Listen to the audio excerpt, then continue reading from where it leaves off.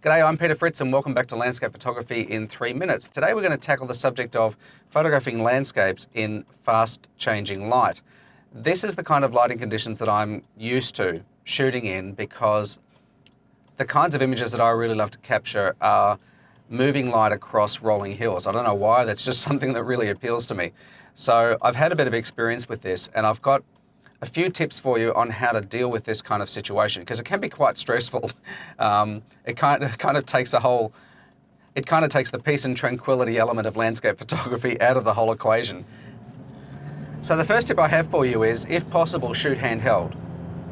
It'll give you the flexibility to quickly swing your camera around as you spot, potential subjects as the light kisses different elements of your scene. So if possible, shoot handheld. If you can't, well then make sure all the controls on your tripod are set loose enough so that you can quickly swing around and then tighten up on your composition as required. Ball heads are great for that, of course, because you've simply got one control to tighten up.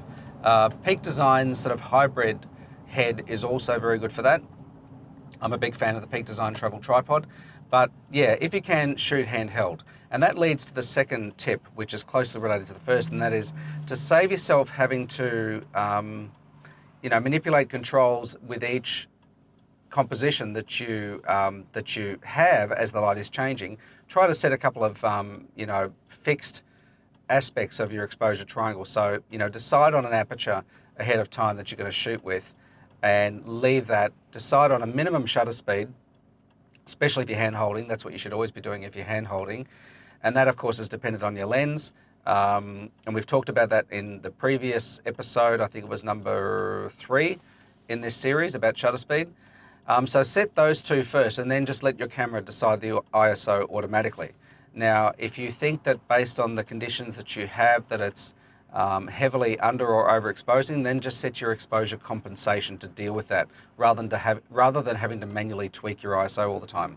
So set your aperture, set your shutter speed to a minimum level where you're not going to get camera shake from hand holding, and then let the camera figure out ISO on its own. And if you need to, set a bit of plus or minus exposure compensation to deal with extreme lighting conditions. The third tip is closely related to the second, and that is don't be afraid of higher ISOs.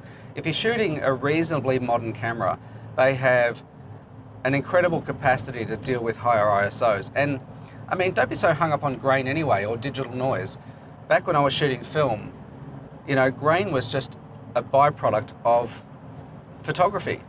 We often shot with 400 ISO film, pushed it to 800 or 1600 or even 3200 ISO if we had to, if we're shooting in poor conditions at a racetrack, that kind of thing. And grain kind of adds character to an image anyway. In fact, a lot of people are now actually adding grain back into their images as an effect in post-processing. So don't be afraid of higher ISOs. I'm a big advocate for allowing auto ISO on my camera and just deciding as my first and second priority what shutter speed and aperture I want, and they sort of alternate between the two of them, which one is my main priority. And my final tip is to put on a mid-range to long zoom lens and zoom into different elements of your scene and pluck out different sort of vignettes of the scene, because more often than not, rather than trying to capture the whole thing, focusing on a specific element of the scene and capturing that and emphasizing that is going to deliver a more compelling and more powerful result. So I love putting on my 70-200 or 100-400 and just looking around at different parts of my scene. What I'll do is I'll look at the scene as a whole away from my camera, and then as the light's moving in the direction of something or starting to illuminate something, I'll bring the camera up to my eye and I'll zoom in on that element and capture just that. And I've been able to get some pretty dramatic shots using that practice. So anyway, that's it for this week.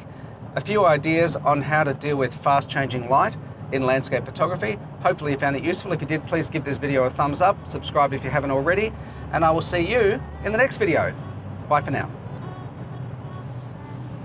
For more on this subject, just click here.